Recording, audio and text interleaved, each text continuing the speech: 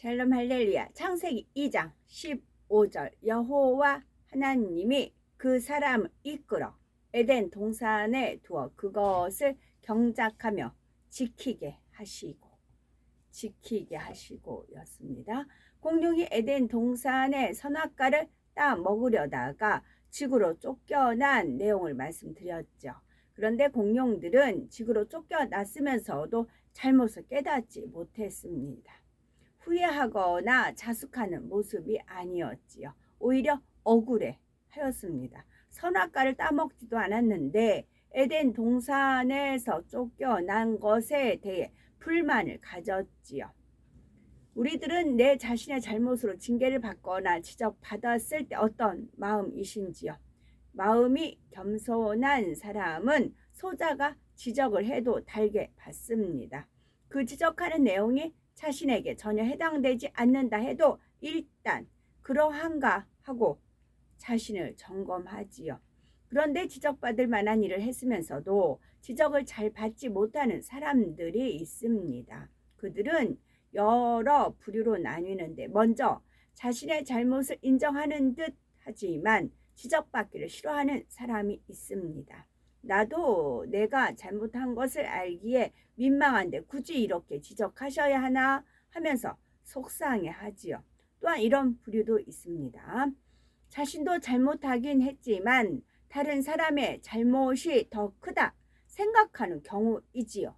잘못이 더 큰 사람은 그냥 두고 자신만 지적한다고 생각하여 지적하는 사람에게 불만을 갖기도 합니다. 이 외에 자신은 그럴 만한 이유가 있었는데 그것을 몰라주고 지적만 한다며 서운해하는 경우도 있습니다. 심지어 지적해주는 말을 감정적인 말로 되받아치는 사람도 있습니다. 당신이나 잘하라고 하거나 남의 일에 상관하지 말라는 등 이런 식의 말로 지적을 물리쳐 버리는 경우이지요. 이런 사람은 마음이 너무도 교만한 것입니다. 잠언 13장 10절. 교만에서는 다툼만 일어날 뿐이라 권면을 듣는 자는 지혜가 있느니라 했습니다. 잠언 29장 1절에도 자주 책망을 받으면서도 목이 곧은 사람은 갑자기 패망을 당하고 피하지 못하리라 했지요. 그러므로 우리들은 지적이나 권면을 달게 받을 줄 아는 지혜로운 분들이 되어야 되는 것입니다. 공룡은 지구가 참 좁게 느껴졌습니다. 그동안 지구와 비교할 수 없을 만큼 광활한 에덴 동산에서 살았기 때문이지요. 지구는 에덴 동산과 달리 신성함 느껴지지 않았습니다. 에덴 동산은 영에 속한 세계이지만 지구는 육의 세계입니다. 또한 에덴 동산은 아담의 영향력이 직접 미치는 곳이지요. 모든 사람과 동물들도 아담의 권세에 순응하며 조화롭게 살지요. 지구도 물론 아담의 권세 아래 있었지만 그 영향력이 에덴 동산만큼 미치지는 못했습니다. 더구나 공룡이 지구로 쫓겨난 후 한동안 아담이 지구를 왕래하지 못하게 되었지요. 이에 공룡은 마치 선진국에 살다가 문명이 뒤처진 후진국으로 쫓겨난 것 같은 느낌을 갖게 되었습니다. 뿐만 아니라 공룡은 지구의 짐승들이 참 하찮게 보였지요. 공룡은 영의 세계에서 창조된 존재입니다. 아담 곁에서 오랫동안 함께 했기에 나름대로 지혜로운 면도 있었지요. 반면 지구의 동물들은 육적인 존재요. 혼의 작용을 하긴 하지만 지적인 능력이 매우 낮았습니다. 그저 본능에 따라 먹이를 찾아 섭취하고 번식할 뿐이지요. 또한 공룡은 지구의 동물들이 눈에 차지 않았습니다. 전에 에덴 동산의 동식물은 지구의 것과 같은 종류라 해도 빛깔이 더 곱고 생김새도 수려하다 했지요. 사자를 예를 들면 털의 빛깔이나 생김새가 지구의 사자는 에덴 동산의 사자보다 훨씬 못한 것입니다. 다른 모든 동물들도 마찬가지였지요. 이에 공룡은 지구의 동물들을 볼품없고 하찮은 존재로 여겼습니다. 여기에 공룡은 지구의 동물들이 자신들에 비해 크기가 매우 작은 것을 가지고도 무시하기 시작했습니다. 에덴 동산에 있을 때는 자신들보다 크기가 작은 동물들을 무시하지 않았지요. 그때는 악이 없었기 때문입니다. 그런데 지구로 쫓겨와 악에 물들게 되니 이제 다른 동물들이 작다는 이유로도 그들을 하찮게 여겼던 것입니다. 공룡은 이처럼 지구에 와서 눈에 보이는 모든 것을 무시했으며 존중하지 않았습니다. 반대로 자신들은 굉장히 뛰어난 존재라는 우월 의식을 갖게 되었지요. 공룡들은 이런 우월 의식으로 인해 자신들이 지구를 지배하는 왕이요 신과 같은 존재라고 여기기에 이릅니다. 우리가 힘과 지혜로 지구의 모든 것 위에 군림할 수 있다. 에덴 동산을 다스리는 아담처럼 모든 만물을 창조하신 하나님처럼 될 수도 있다는 생각까지 품게 되었습니다. 그 마음이 너무나 높아지고 말았던 것이지요. 지구로 내쫓긴 공룡의 상태를 종합해 보면 먼저는 심히도 억울한 감정이 있었고 여기에 너무나 지나친 우월감이 가득했지요. 공룡들이 이렇게 악한 생각과 감정은 어떤 제재도 없이 품고 발산하게 된 이유는 육의 공간인 지구에 있었기 때문입니다. 다시 한번 읽을게요. 지구로 내쫓긴 공룡의 상태를 종합해 보면 먼저는 심히도 억울한 감정이 있었고 여기에 너무나 지나친 우월감이 가득했지요. 공룡들이 이렇게 악한 생각과 감정을 어떤 제재도 없이 품고 발산하게 된 이유는 육의 공간이 지구에 있었기 때문입니다. 공룡은 이미 사단의 역사를 받는 상태에서 지구로 내쫓겼지요. 그런 공룡이 육의 공간인 지구에 있으니 사단과 마귀가 역사하기는 더 쉬운 것입니다. 더구나 공룡은 회개하고 자숙하기보다는 억울해했고 우월의식으로 교만해졌습니다. 다른 동물들은 안중에도 없었지요. 완전히 사단이 밥이 되었습니다. 공룡들은 빠르게 악에 물들었고 난폭해졌습니다. 그 중에서도 반란을 주동했던 공룡들이 가장 난폭해졌습니다. 사람들 중에도 낮은 위치에 있을 때에는 겸손해 보였는데 높은 위치에 오르면 이내 교만해지는 경우가 있습니다. 아랫사람일 때에는 마음에 교만이 있다 해도 어차피 자기 마음대로 할 수 없으니 교만이 겉으로 드러날 기회가 적습니다. 그런데 직분이 높아져서 자기 마음대로 할 수 있는 권한이 생기면 그때는 교만이 드러나는 것이죠. 자신의 권세로서 다른 사람들을 힘들게 만들면서도 정작 자신은 모르지요. 우리 일꾼들은 그렇게 되지 않도록 늘 스스로 경계해야 하는 것입니다. 예전에는 내가 순종하는 사람이었는데 이제는 쉽게 지시하고 명령하는 사람이 되어 있지 않은가?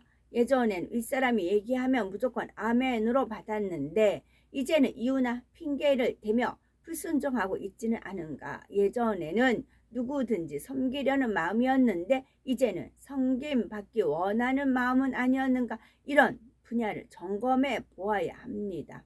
꼭 어떤 행함이 아니라 말 한마디라도 상대를 섬길 수 있는가 하면 상대를 무시할 수도 있습니다. 직분이 높아질수록 마음은 낮아져야 됩니다.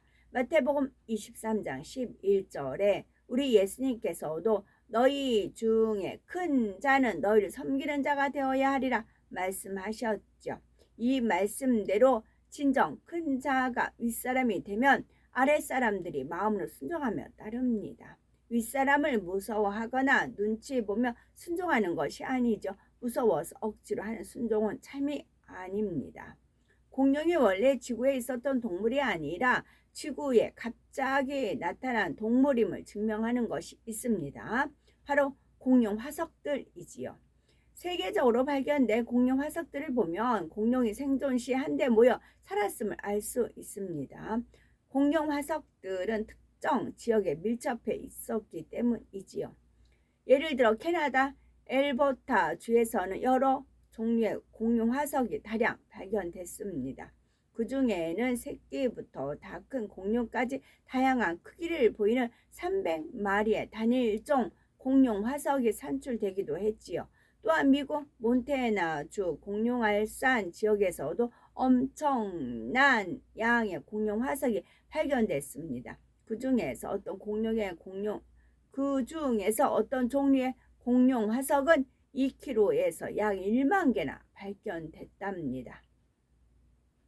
우리나라 공룡 화석의 분포도 마찬가지입니다. 경상남북도, 전라남도 등 남부 지역에서 공룡 화석이 알, 골격, 발자국의 형태로 다량 발견됐지요. 만일 공룡이 원래부터 이 땅에 살았던 동물이라면 이렇게 모여서 살았을 리가 없습니다. 호랑이나 사자 같은 동물들도 한데 모여 살지 않지요. 모여 살면 먹이 경쟁이 치열해지기 때문입니다. 현재 지구상에 살고 있는 호랑이의 개수체와 서식 면적을 계산해 보면 서울 면적의 3분의 2인 422제곱킬로미터에 4마리가 산다는 결론이 나옵니다. 호랑이 평균 몸무게는 200kg으로 한 마리가 하루 섭취해야 하는 먹이 양은 최소로 잡아도 약 10kg입니다. 초식 동물인 코끼리의 경우 평균 몸무게가 5톤이며 일일 최소 먹이 섭취량이 185kg이라고 합니다. 초식 동물이나 육식 동물이나 자기 체중의 3 내지 5%에 달하는 먹이를 매일 먹어야 하지요.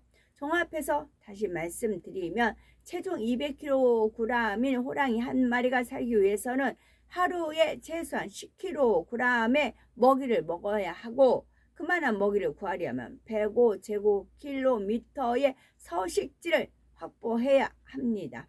이것을 기준으로 공룡이 살아가는 데 필요한 먹이량과 서식 면적을 계산해 보겠습니다. 만일 체중이 호랑이의 100배인 20톤 공룡이 있다면 하루에 최소한 체중의 5%에 해당하는 1톤의 먹이를 얻어야 살 수 있지요. 서식지도 호랑이 한 마리 영역의 100배인 1만 500 제곱킬로미터가 필요합니다. 이를 토대로 하면 우리나라 남한 면적에서는 20톤 공룡이 겨우 9마리만 살 수 있다는 계산이 나옵니다.